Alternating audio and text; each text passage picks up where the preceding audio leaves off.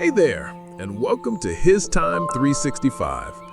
I'm so glad you're here for day 24 of our 365-day journey through the Bible. Today we'll look at Exodus 26 through 28, and I'll walk you through what happens, what it means, and why it matters. I'll share a summary and some insights to help you see the big picture and connect with the heart of the scripture. During your quiet time, I encourage you to read today's lesson in a Bible translation that speaks to you best.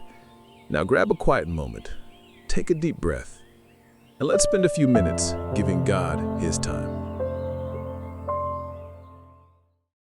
The Divine Blueprint: Understanding the Tabernacle and its Garments. Have you ever tried to assemble something complex without a clear instruction manual? That feeling of confusion can be similar to how we might feel reading Exodus chapters 26 to 28.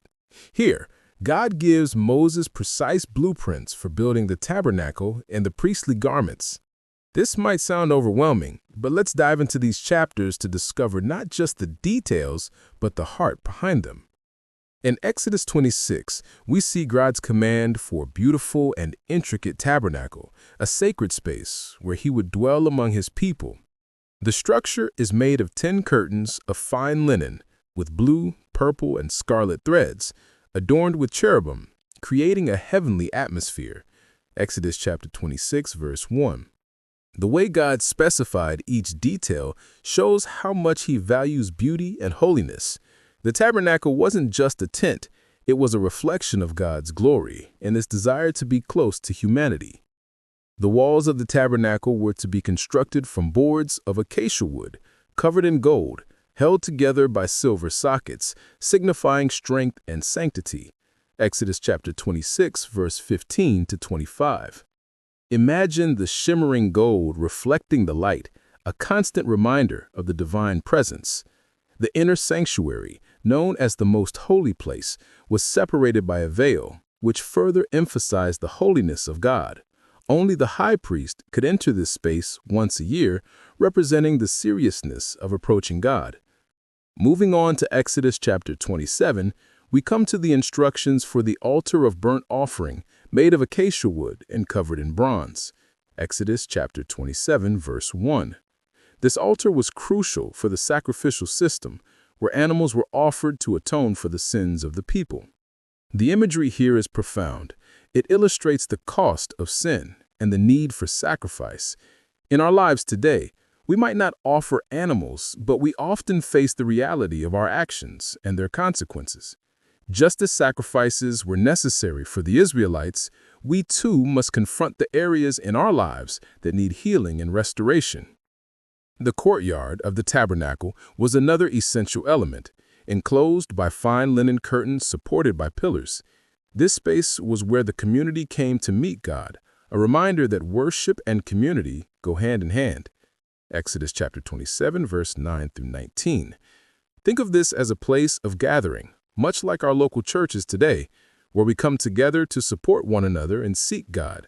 It makes us consider how we create spaces for connection and worship in our own lives.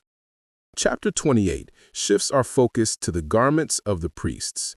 God commanded Moses to have Aaron and his sons wear sacred garments designed for glory and beauty. Exodus chapter 28, verse 2. Each piece of clothing had a purpose and symbolism, from the ephod with its precious stones representing the 12 tribes of Israel to the breastplate that held the Urim and Thummim for divine guidance. Exodus chapter 28, verse 15 to 30. These garments signified their role as mediators between God and the people. In our modern context, we may not wear priestly garments, but we all have roles that require us to uphold certain standards, whether at work, home, or in the community. Just as the priests were set apart for their duties, we too can strive to embody integrity and service in our lives. For instance, a manager leading a team can reflect wisdom and respect in their decisions, just as the priests represented God's will. The attention to detail in these chapters also teaches us about the importance of preparation. Whether it's preparing for a family meal, a big presentation at work, or even a spiritual practice, putting thought and care into what we do can transform the outcome. When we invest time in preparation, we honor the task and those involved. As we wrap up this exploration of Exodus 26 to 28, we can see that God's instructions were not arbitrary, they were deeply meaningful. They provided a way for the Israelites to connect with God, highlighting His holiness, their need for sacrifices, and the importance of community and leadership. In our fast-paced digital lives, it's easy to overlook the sacred in our everyday routines. Whether it's setting aside time for family dinners, creating intentional moments for self-reflection, or actively participating in our communities, we can find ways to incorporate the reverence and beauty seen in the tabernacle into our lives.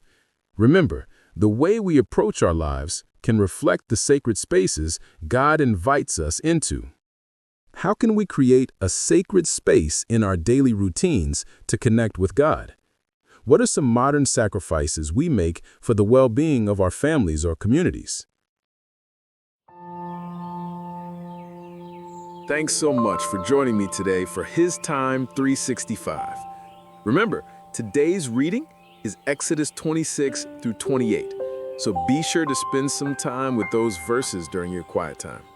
Tomorrow, we'll be diving into Exodus 29 through 31, so feel free to read ahead if you'd like to prepare. If you enjoyed this time together, don't forget to like, subscribe, and tap the bell so that you never miss a day on this journey. I'll see you back right here tomorrow for day 25.